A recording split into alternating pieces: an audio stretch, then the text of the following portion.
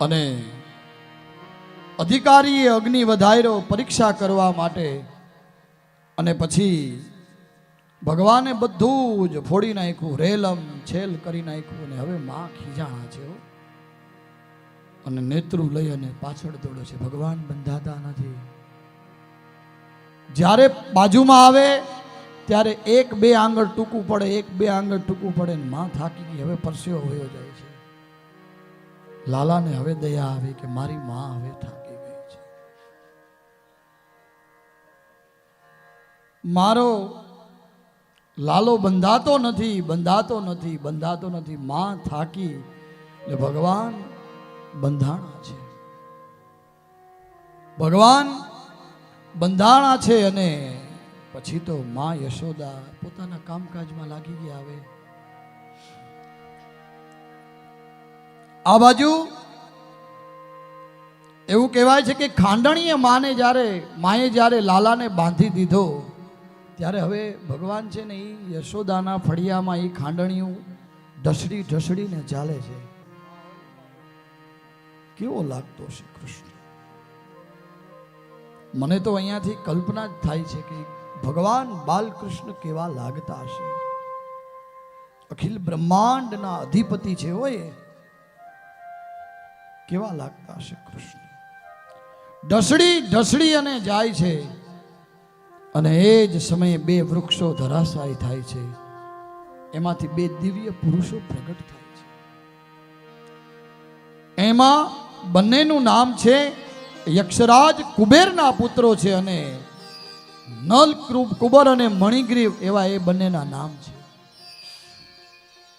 ભાગવતજી એવું કહે છે, મંદાકિની નદીના કિનારે વારુણી મદિરા પી અને ઘણી બધી સ્ત્રીઓ સાથે વિહાર કરતા નારદજી ત્યાંથી પસાર થયા. સ્ત્રીઓએ વસ્ત્ર પહેર્યા, પણ આ બંને મંદોન્મત્ત થઈ અને એમાં પડ્યા રહ્યા.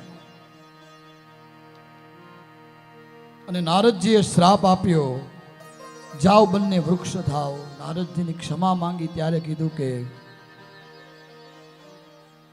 નારદજીની ક્ષમા માંગી ત્યારે નારદજીએ કહ્યું, દેવતાઓના 100 વર્ષ ભગવાન શ્રી કૃષ્ણનું સાનિધ્ય પ્રાપ્ત થશે અને તમને તમારા લોકમાં પાછા જશો. દેવતાઓના 100 વર્ષો ઘણો સમય વીતી ગયો, આપણા નહીં. ત્યારબાદ નલ અને કુબરે ભગવાનની સ્તુતિ કરી છે. મણિગ્રીવે બંને નલ કુબર અને મણિગ્રીવે બંને ભગવાનની સ્તુતિ કરી છે. અને આ વૃક્ષ પડવાથી મોટો અવાજ થયો. બધા ગોપ બાળકો બધા દોડી આવ્યા. માં યશ ઘણો બધો મોટો અવાજ થયો એટલે ગોપ બાળકો અને માં યશોદા દોડીને આવ્યા છે અને લાલનને લઈ લીધા છે. આમ તો માં પોતાના કામકાજમાં લાગી ગઈ હતી એટલે યાદ નહોતું કે મારા લાલનને મેં આજે ખાંડણીએ બાંધી દીધો છે. એટલે તો કહેવાય છે વાલા કુટુંબીજનો કે જેની મોહ જાળમાં એ આખી દુનિયા વિટાણી રે, કે જેની મોહ જાળમાં આખી દુનિયા વિટાણી રે,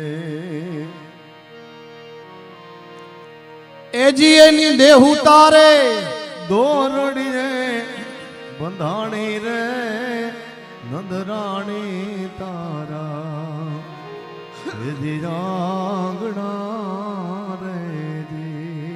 જે માયાથી ભગવાન કૃષ્ણની માયાથી આખું જગત વીટાયેલું છે ને, એ માં યશોદાએ એક નાનકડા દોરણાથી એની દેહને બાંધી દીધી છે. કેટલો પ્રેમ હશે કૃષ્ણને માં યશોદાનો, બંનેનો મા દીકરાનો. તમે જોજો, આમ પણ જોજો કે જ્યારે ઘરમાં 4 સભ્ય રહેતા હોય અને માં રિસાય ને ત્યારે દીકરો જ મનાવે. તમે નોટ કરજો પોઈન્ટ. હાલને માં હવે ખાઈ લે ને, માં હાલ તરત ખાઈ લે. અને પિતા પપ્પા રિસાય ત્યારે આપણે પપ્પા રાખો ને, ત્યારે દીકરી પપ્પા હાલો ને હવે, હે કેમ કે આત્મજ અને આત્મજા. દીકરો છે એ આત્મજ છે ને દીકરી છે ને આત્મજા છે.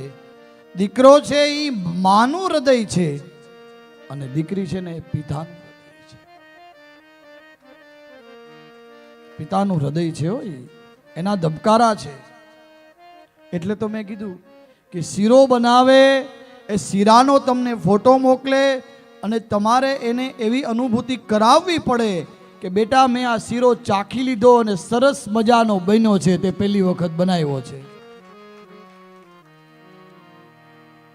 પાછું એમાં કાજુ, બદામ, કિશમિશ.